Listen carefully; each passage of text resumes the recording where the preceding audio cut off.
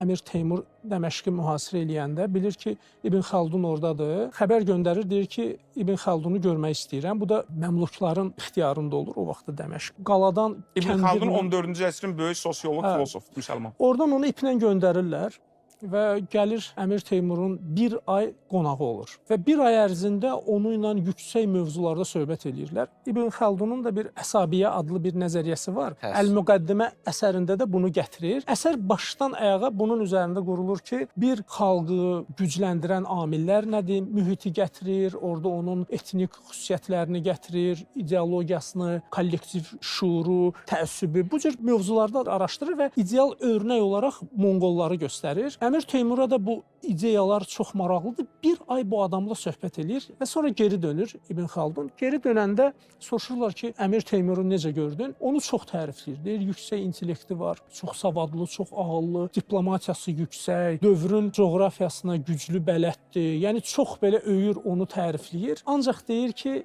onun bir problemi odur ki, adam zalımdır. Yəni ağlı var, biliyi var, intellekt yüksək, ancaq zülümkardır. Bu zülümkarlığı qabağını bunun biliyi, bunun savadı, bunun o heç nə almır, Dəməşqi alır və insanları qırır, şəhəri də yandırır.